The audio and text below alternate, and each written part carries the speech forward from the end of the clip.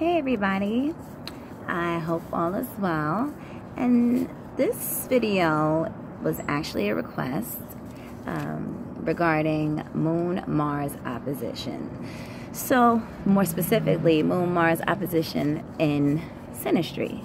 So when we have the moon, if you're not aware of what the moon entails, it's our feelings, it's our imagination, it is our memory storehouse, it's what it kind of assimilates our thoughts and disperses it to it acts as a conduit, I'd like to say, because when we're dealing with either Mars or Mercury, we're determining through the moon on how we're going to handle any particular problem. So the depth of one's essence of their being. The moon is also related to fertility, Cancer, right? Cancer is ruled by the moon. It shapes basically how we react.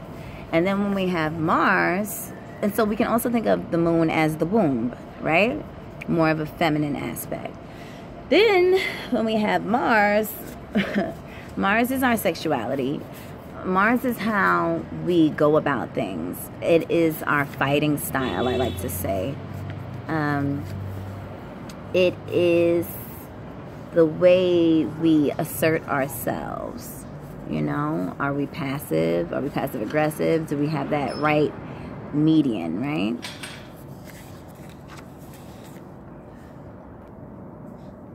So, yeah, Mars is also our intensity, our sexual intensity as well. So, when we have an opposition between the two, now we're talking about, and then Mars is masculine, right? It's a masculine planet. So, when we have the Mars and Moon in opposition, it can be a good thing to the degree that if both individuals are acting from a place of, how can I say, if the moon person doesn't have, or if they do have a lot of heavy fire energy, that might make it a little bit harder for them to tap into their feminine moon aspect, and the assumption that their moon is actually in a feminine sign. So that might make it a bit challenging, right? And vice versa for the individual with the Mars. So when we're talking about oppositions, we're speaking of challenges. There can be conflict, but there's also growth. I wouldn't say it has as many ups and downs as a square would have. But here's the thing. If the individuals at hand, if they're not sensitive to the other's needs, you know, because some people just don't really take the time to really dive that deep into somebody else's style or way of emotions. They may not be used to that. They may have never had to express that or look at that. So depending on where these two planets fall, depending on which signs, and of course on the entire chart as well, we have to look at the entire chart of both the individuals and the synastry, and you know, there's many other aspects. But if these two individuals are not vibrating at a higher frequency, it's going to cause conflict. So, with that said, there has to be a willingness to cooperate. And so that may not be the easiest thing to do. So let me give you an example. But sometimes it can be a really positive situation, right? Because whenever we have an opposition, there's definitely something to be learned from the other. So either you're going to absolutely hate that person to a certain degree, and a lot of that will happen a lot of the time with sun signs. I notice. I'm an Aries, so my opposite is Libra. And I feel like Libras can be difficult for no reason. However, you know, I'm learning the other aspects of Libra and how I could benefit in changing my ways to be more aligned with that Venus aspect, right? That femininity aspect that a Mars, you know, Aries being ruled by Mars doesn't necessarily have off the bat. So that's where it can kind of be beneficial. Just a light touch on how that can be beneficial. So in essence, there's something to learn from the other. So when we're talking about the moon and Mars, though, you got the moon is where we're comfortable, right? And then we have Mars, which is war, the planet of war. So let's take, for example, the moon in Scorpio. Say one person has moon in Scorpio, and the other has Mars in Taurus. And so let's say that the Taurus person is the female and the male is the Scorpio moon. Now this, Scorpio moons are very, very intense. And, you know, a lot of the time it may seem like the Scorpio moon person is maybe not paying attention to what we're saying, but they're just listening. And sometimes depending on, because with the moon too, when we're talking about the moon holds on to memories, and Scorpio being so deep and it being about transformation and things that are underground and things that may be hidden. You're dealing with someone a lot of the time who's been hiding their emotions or hiding how they've been hurt, how their heart has been hurt, how they've been hurt as an individual. And the moon also rules that first 4 years of life, even though the moon is with us thereafter. But, you know, we got to take into consideration the depth of this particular moon and where it falls in an individual's chart. And right across from that, we have Taurus. Both are fixed signs. The good thing about this one here is that if you have a female with Mars in Taurus and the male with the Scorpio moon, there's going to be a certain level of understanding. And this is where actual growth and the evolving of an individual definitely comes into play. Because let's say that both individuals are on the same frequency, right? Then the Scorpio moon might feel a little more inclined to actually share their thoughts and feelings with the Mars person. And the Mars person will be very patient because the Mars in Taurus. Taurus is Taurus females especially tend to be extremely slow to act. But let's not take that as, and some of them can be pushovers, Taurus aspect, a lot of Taurus suns. But nevertheless, when we have Mars in Taurus, they're going to be slow to anger. And I would say that a Taurus, one that has the Mars in Taurus, even though it might take them a while to say screw everything, they have to be very careful in how much of themselves that they're willing to give to the opposing factor.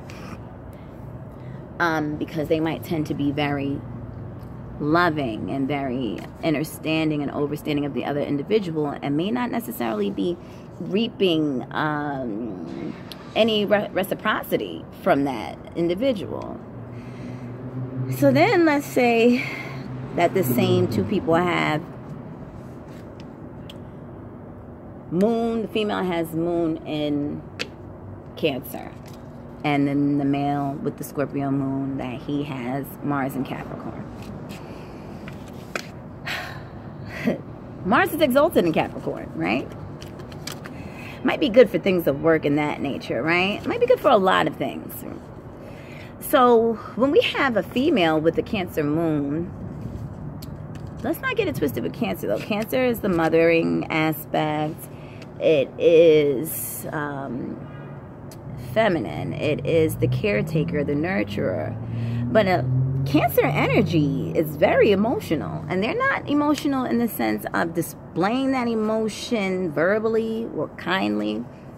They tend to be emotional on a whole nother level, especially once they get upset. And the thing about that Cancer energy too, they kind of know when to call it quits. And they may not let you be aware of that. They'll just do it. They're not really, you know, they might warn you, they might throw out a warning or two, Cancer moon. But it's going to be more about the action that they take.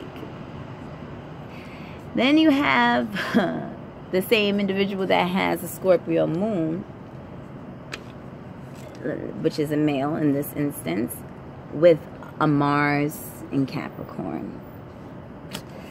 This is a tough one, especially it being in opposition, because you're going to have, you know, the moon in Cancer who wants to be, you know, nurtured, loving. Now, again, I'm talking about both the more positive and negative sides of it, but again, both sides would have to be vibrating at the same frequency.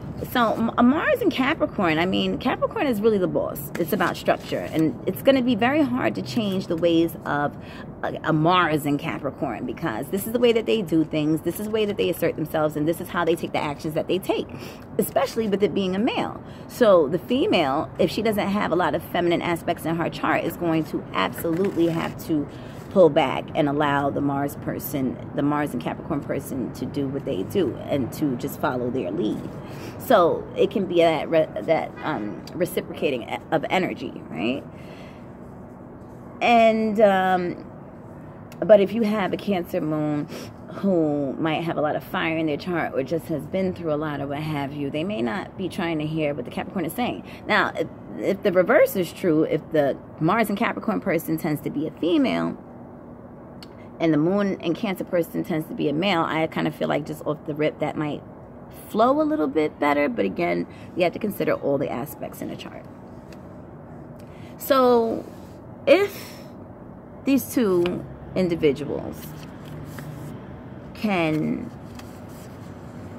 you don't want to waste your time in an opposition if you realize that the other person is not willing to learn, that they're not, that, you divulge some information about your feelings and how you may feel about whatever is going on between the two of you, and that they act like it doesn't matter, then really take that and run with it, because it's a battle that they're not ready to address with themselves.